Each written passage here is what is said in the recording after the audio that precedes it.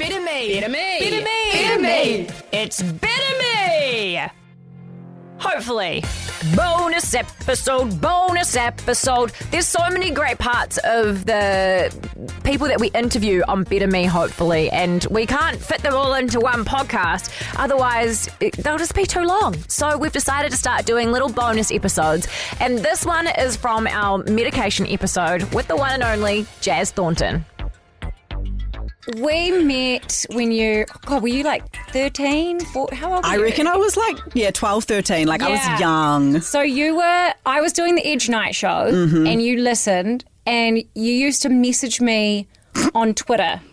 I remember reading these messages and I always just remembered the name, but you were sending me messages telling me what was happening and you were definitely at a crisis point. Yeah. And I guess somebody with I am not qualified to deal with that at all, but I was thinking to myself, like, I know that with my job, people they kind of develop a friendship with you that you don't actually realize you have. Like, for some people, we're their best friends, and I love that. And you have this like great community, and so I kind of sat back and was like, well, this girl is so vulnerable. She definitely can't go to family. She's on a trail to dying, and she has chosen to reach out to me. And I never for a second thought that was like an attention-seeking thing or anything like that, because I could tell that it was horrible. And so I wanted to reply and like try and help and stuff like that. And then I remembered you just disappeared and you didn't I don't think I could find your Twitter anymore. I had gone from getting these messages from you like every day, this kid that was in such a turmoil and such a horrible place, and then you just disappeared. And I remember being so worried, and I've had that with a couple of listeners where they would message all the time and then they just disappear, and I've weirdly like gone down this track of finding their family on Facebook and just checking in to make sure they're okay, because for some reason they're off social media and they've not messaged me anymore. And not in like a creepy stalker way, but I knew that I couldn't do that with you because like of your situation. And it wasn't until I think it was maybe like how many years later you came into the Edge and you were doing an interview about Voices of Hope, which is your charity that you work with. Yeah. And at the end of the interview, I was like, because your name was I was like, why do I know this name? And why is she being so awkward around me? Because you were kind of being a little bit awkward. I was like, I did not want to do that interview because I was like, I was like messaging her when I was 12 and I knew how broken I was back then, and I was like, oh my gosh, she's going to remember. And I remember talking to Jen, my co-founder, before we went in, and being like so scared to see you again. Yeah, because I could sense that, and that's when I was like, for a second I was like, did you used to message me on Twitter when you were a kid? And you were like, and I just remember being so relieved that you were alive, but also so relieved that you were thriving.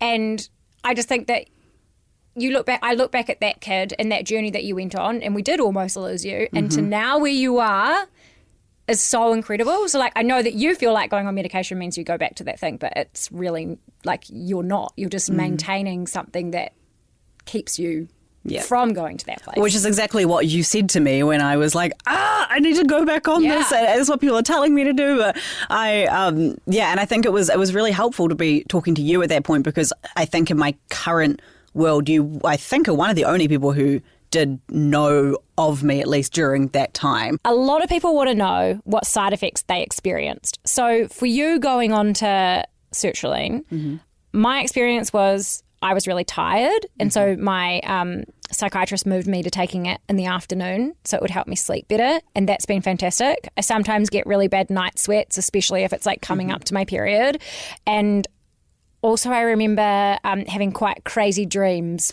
Yes. Like crazy dreams. Yeah. And sometimes I'd be a little bit like, oh my God, I can't sleep, I'm really wired. But once I changed when I was taking my medication, that really helped. But in your personal experience, what side effects did you go through when you went on to medication? The night sweats was definitely one, waking up and being like, I'm drenched and this is so gross. My psychiatrist was telling me recently, though, that if you go if you go to like a psychiatrist, apparently there is a medication you can take with it that helps with the night sweats. I didn't know that. There we go. Yeah, if you get them a chronic amount, you definitely need to tell someone. Oh, that's great. I mean, I don't get a chronic amount. I definitely did at the start. It was a thing. The vivid dreams was definitely a thing as well. And I think I got a little bit more anxious before it kicked in. But that's also the same for my ADHD meds as well. Like those, I kind of got a lot more anxious before they managed to kick in. Those ones make me really thirsty. Like I will drink like 3 liters of water of just like constantly like. Oh my God, thank you for saying that, because I'm in my first week of taking Ritalin and I am so sweaty and I am so thirsty. Yeah, it's a thing. I've literally got water here, and this whole chat I've been trying not to slurp on the microphone. Okay, carry on while I have a slurp. Yeah, no, the thirst is absolutely a thing. And I, on those specific meds I take Rubifin, which is different to Ritalin, but I always crash at like 3 p.m. My whole face will go red and I'll kind of warm up a lot. But for me, the positive parts absolutely outweigh the side effects. But again, the side effects are things that you can talk through with your doctor. They'll be able to kind of tell you specifically what it could be. And sometimes people don't get them at all. Or other times, like you said, I didn't know that there was something else you could take. So if you do have a side effect that's like really bad, go back and see your doctor. Yeah. Because they'll be able to like point you in the right direction. I think that is the benefit if you're in the position to do so. And if you do have health insurance, like usually, because I'm with Southern Cross, that it's covered to go and see a psychiatrist. But I know that that's a privilege and a luxury to be able to do that. But if you are, I think that's like the benefit, if you can, to see a psychiatrist, because they're so good at tinkering. Yeah, 100%. Better Me, hopefully, with Sharon Casey.